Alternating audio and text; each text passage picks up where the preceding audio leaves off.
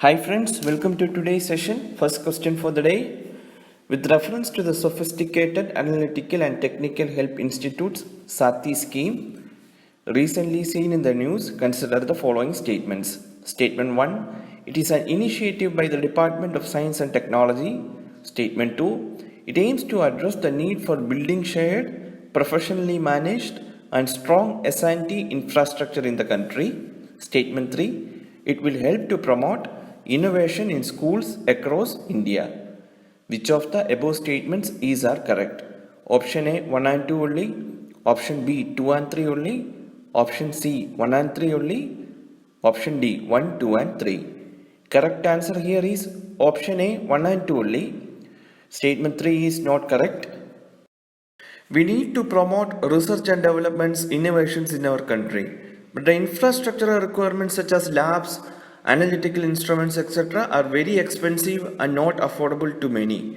So the government is coming up with this Sati scheme. Under this, they have identified 3 centers in the country, one each at IIT Kharagpur, IIT Delhi, and Banaras Hindu University.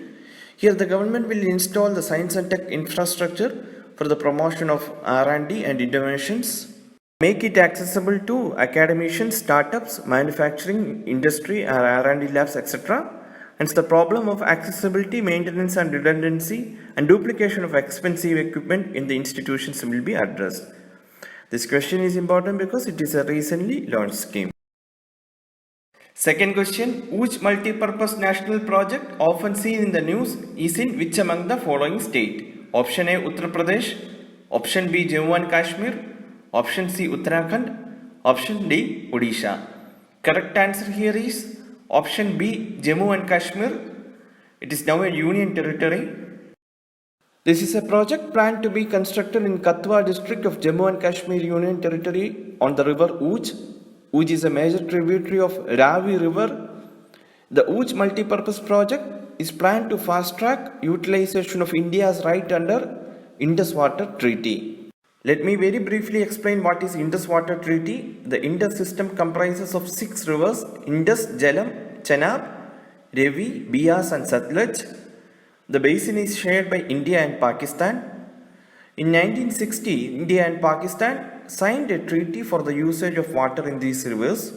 Under this, the waters of 3 rivers, namely Ravi, Satluj and Beas, eastern rivers there, shall be available for unrestricted use of India, while the waters of western rivers, Indus, Jhelum and Chenab, were allocated to Pakistan with certain conditions. So 3 eastern rivers is with India and 3 western rivers is with Pakistan. Guys, there is a mnemonic to remember this allocation. ICJ, International Court of Justice, is with Pakistan. RBS, Royal Bank of Scotland, is with India. ICJ denotes Indus, Chenab and Jhelum, whereas RBS denotes Ravi, Beas and Satluj. So that is the mnemonic. Hence, India needs to harness the water that flows freely across the border. This is one of such project which will enhance the utilization of waters of eastern rivers allotted to India as per the Indus Water Treaty. So, Uj project is a multi-purpose project, which means it will be having a dam to store water, it will generate hydroelectricity, and this project will help in providing uninterrupted water for irrigation to farmers in J&K's Katwa district. Here in the map you can see the location of Uj project and also other projects in J&K, Ratle, Kiru, Kuwaram, Chenab river, Shapur Kandi Dam on Ravi river. On the completion of all these projects, India will be fully utilizing the water allocated to us in Indus Water Treaty. And we will check few facts about Ravi river also. This is a map of the course of Ravi river on the left. It originates in Kullu Hills near Rohtang Pass in Himachal.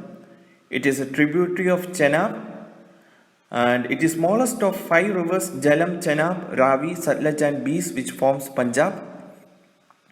And it flows to Indo-Pak boundary. As you can see in the picture, initially it flows northward between Pir Panjal and Dauladhar ranges. You can see the Pir Panjal and Dauladhar ranges in the right side map.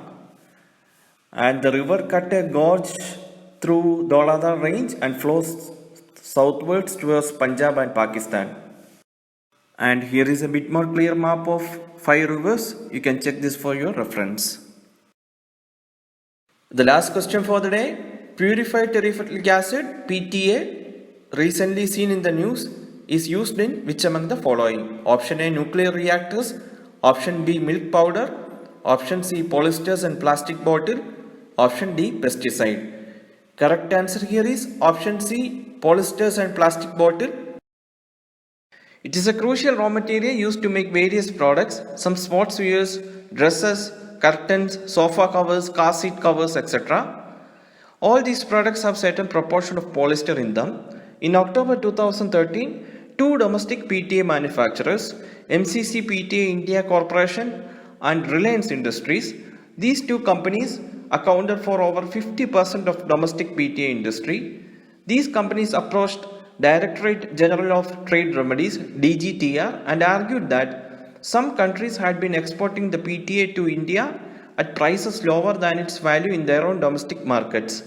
Following an investigation, DGTR agreed with MCC and Reliance claim and imposed anti-dumping duties on PTA.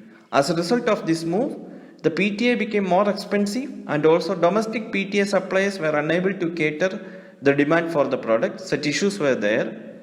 Since then, there has been a persistent demand from the manufacturers that they should be allowed to source this particular product at an affordable price, even if it means importing it. And finally, in this year's budget speech, Finance Minister said that the government is abolishing anti-dumping duties that was levied on imports of PTA, and they have done this to unlock the potential in textile sector. Now another controversy is going on. Monoethylene glycol, which is also a raw material used in the manufacturing of polyester, is currently the subject of another anti-dumping duty investigation initiated by DGTR recently.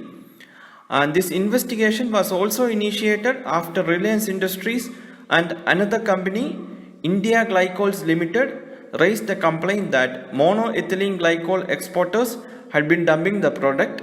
However, textile companies approached DGTR against the move and investigation. That's all for today, guys. We will meet tomorrow with another set of questions. Thank you.